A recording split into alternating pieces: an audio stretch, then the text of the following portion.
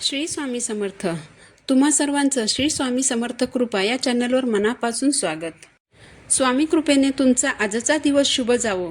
स्वामी महाराज तुमच्या सर्व चांगल्या इच्छा पूर्ण करोत, हीच स्वामीचरणी प्रार्थना करते आणि आजच्या व्हिडिओला सुरुवात करते. येत्या 10 मे रोजी अक्षय तृतीया आलेली आहे.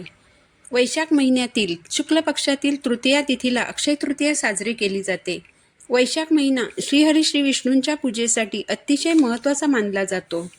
भगवान श्रीहरी श्री विष्णूंचे काही अवतार, भगवान परशुरामांचे काही अवतार हे वैशाख महिन्यातीलच आहेत. वैशाख महिना अतिशय महत्त्वाचा महिना मानला जातो. वैशाख महिन्यातील प्रत्येक दिवस भगवान श्रीहरी श्री विष्णूंसाठी समर्पित असतो. यासाठी भगवान श्रीहरी श्री विष्णूंची आपल्याला जितकी चांगल्या प्रकारे सेवा करता येईल, जितकं त्यांचं नामस्मरण करता येईल तितकं ते आपण केलं पाहिजे. भगवान श्रीहरी श्री विष्णूंचा एक अतिशय प्रभावी मंत्र आहे, ओम नमो भगवते वासुदेवाय नमः. या मंत्राचा आपण वैशाख महिन्यात रोज दिवसातून एकदा तरी जप करायला पाहिजे. या मंत्राने काय होतं तर आपल्या जीवनात काही दुःख, दारिद्र्य असेल तर ते नष्ट होतं, किंवा आपल्याला कशाची भीती वाटत असेल किंवा आपल्याला कशाचा तरी त्रास होत असेल तर त्यासाठी हा मंत्र अतिशय महत्त्वाचा मानला जातो. या महिन्यात स्नान, दान, जप, तप याबरोबरच पितरांची सेवा करण्याला देखील अतिशय महत्त्व आहे. या दिवशी पितरांना तर्पण देखील केलं जातं. अक्षय तृतीयेच्या दिवशी भगवान श्री विष्णू आणि माता लक्ष्मी यांच्या एकत्रित फोटोची विधिवत पूजा करण्याला देखील खूप महत्त्व आहे. तसंच या दिवशी कराची पूजा देखील केली जाते. आजच्या व्हिडिओमध्ये आपण कराचे पूजन, पितरांचे पूजन, भगवान विष्णू आणि माता लक्ष्मी यांचे विधिवत पूजन याबाबतची माहिती जाणून घेणार आहोत. यासाठी तुम्ही व्हिडिओ शेवटपर्यंत पहा आणि चॅनलवर नवीन असाल तर चॅनलला सबस्क्राईब जरूर करा. अक्षय तृतीयेच्या दिवशी आपल्याला सकाळी लवकर उठायचं आहे. आंघोळीच्या पाण्यात थोडंसं गंगाजल टाकून स्नान करायचं आहे. अक्षय तृतीया हा दिवस आपल्या पितरांसाठी खास आहे, म्हणून स्नान झाल्यानंतर सर्वप्रथम आपल्याला आपल्या घराच्या उंबरठ्यावर पाणी शिंपडायचं आहे. कारण उंबरठा हे आपल्या पितरांचं स्थान आहे. आपले पितर हे रात्रभर उंबरठ्याजवळ बसलेले असतात आणि जेव्हा सकाळी आपण उंबरठ्यावर पाणी शिंपडतो तेव्हा ते पाणी पिऊन तृप्त होतात आणि मार्गस्थ होतात. यानंतर मुख्य दरवाजा स्वच्छ करायचा. पाण्यामध्ये हळद आणि गोमूत्र मिसळून ते पाणी दरवाजाच्या बाहेर शिंपडायचं आहे. उंबरठ्यावर हळदीने लेपन करायचं आहे. मुख्य दरवाजावर ओल्या हळदीने स्वस्तिक काढायचं. हळद ही लक्ष्मीकारक आहे. हळद माता लक्ष्मीला अतिशय प्रिय आहे, त्यामुळे ओल्या हळदीनेच स्वस्तिक काढायचं आहे.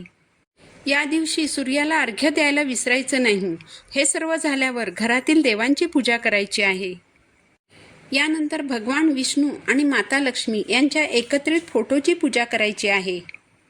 जर तुमच्याकडे भगवान विष्णू आणि माता लक्ष्मी यांचा एकत्रित फोटो असेल तर हा फोटो स्वच्छ पुसायचा आहे.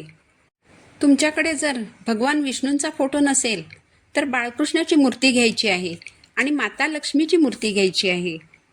ज्या जागेवर पूजा करायची आहे ती जागा गोमूत्राने स्वच्छ पुसून घ्यायची. त्या जागेवर एक स्वस्तिक काढायचं. त्यावर एक चौरंग ठेवायचा. चौरंगावर लाल किंवा पिवळ्या रंगाचं वस्त्र अंतरायचं. सर्वप्रथम चौरंगावर दिवा प्रज्वलित करायचा आहे. त्यानंतर माता लक्ष्मी आणि भगवान विष्णू यांच्या मूर्तीवर प्रथम पाण्याने, मग पंचामृताने आणि मग पुन्हा पाण्याने अभिषेक करायचा आहे. भगवान विष्णू आणि माता लक्ष्मी यांची मूर्ती स्वच्छ पुसून चौरंगावर ठेवायची आहे. भगवान विष्णूंना गंध, फूल, अक्षता अर्पण करायचे आहेत. भगवान विष्णूंना पिवळा रंग आवडतो, म्हणून त्यांना पिवळी फुलं अर्पण करायची आहेत. तुळशीची मंजिरी अर्पण करायची आहे. माता लक्ष्मीला गंध, फूल, हळद, कुंकू अर्पण करायचं आहे. धूपदीपाने ओवाळायचं आहे. भगवान विष्णू आणि लक्ष्मी मातेची आरती करायची आहे. हे सर्व झाल्यानंतर तुळशीची पूजा करावी. यानंतर पितरांची पूजा करायची आहे. पितरांची पूजा 11:30 ते 12 या वेळेत करायची आहे. पितरांची पूजा करताना हयात नसलेल्या आई वडिलांचे फोटो तुम्हाला स्वच्छ पुसून दक्षिण दिशेला ठेवायचे आहेत.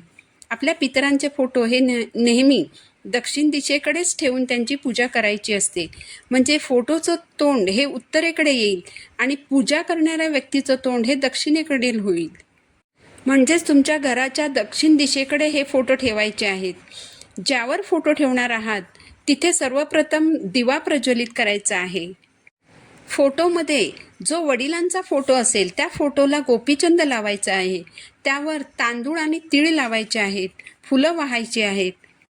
पितरांची पूजा करताना अंगठ्या शेजारचं बोट वापरलं जातं. जेव्हा आपण देवांची पूजा करतो तेव्हा आपण करंगळी शेजारचं बोट वापरतो आणि स्वतःला जेव्हा गंध लावतो तेव्हा आपण मधल्या बोटाचा वापर करतो आणि पितरांची पूजा करताना अंगठ्या शेजारचं बोट वापरलं जातं. जर आई वडिलांच्या नंतर गेली असेल तर तिची देखील अशाच प्रकारे पूजा करायची आहे. पण जर आई सवाष्ण गेली असेल तर तिच्या फोटोला हळद कुंकू देखील लावायचं आहे. अशा प्रकारे सकाळी उठल्यानंतर सर्वप्रथम आपण घरातील देवांची पूजा करणार. त्यानंतर भगवान विष्णू आणि माता लक्ष्मीची पूजा करायची आहे आणि त्यानंतर पितरांची पूजा करायची आहे. आता आपल्याला कराची पूजा करायची आहे. अक्षय तृतीयेच्या दिवशी मातीच्या कराची पूजा करण्याला देखील विशेष महत्त्व आहे. कराची पूजा करताना काही ठिकाणी फक्त कराची पूजा केली जाते तर काही ठिकाणी कर आणि कळशी यांची पूजा केली जाते. तुमच्याकडे जी पद्धत परंपरेनुसार चालू असेल त्याप्रमाणेच तुम्हाला पूजा करायची आहे. कराची पूजा करण्यासाठी देवघराच्या बाजूला एक पाट मांडायचा आहे.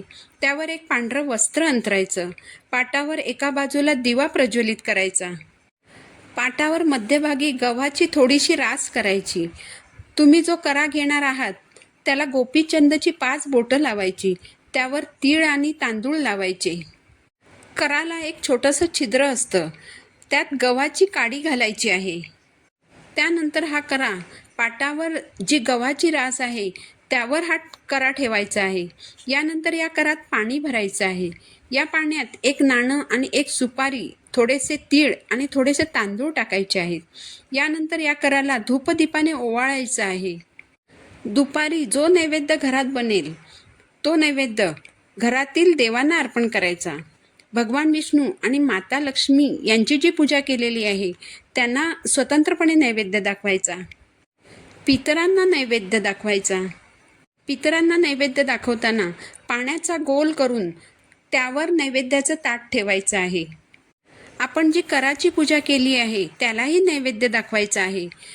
अक्षय तृतीयेच्या दिवशी न चुकता न विसरता कावळ्यालाही नैवेद्य दाखवायचा आहे.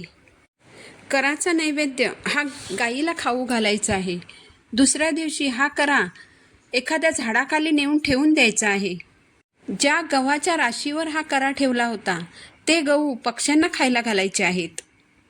अशा प्रकारे पूजा केल्यामुळे आपल्याला भगवान विष्णू आणि माता लक्ष्मीचा आशीर्वाद प्राप्त होणार आहे आणि पितरांचे पूजन केल्यामुळे पितृ देखील प्रसन्न होऊन भरभरून आशीर्वाद देतील. यामुळे आपली सर्व कार्य विना अडथळा पार पडतील. तसेच आपल्याला कोणत्याही प्रापंचिक समस्या उद्भवणार नाहीत. माहिती आवडली असेल तर चॅनलला सबस्क्राईब जरूर करा. पुन्हा भेटू नवीन व्हिडिओसोबत. श्री स्वामी समर्थ.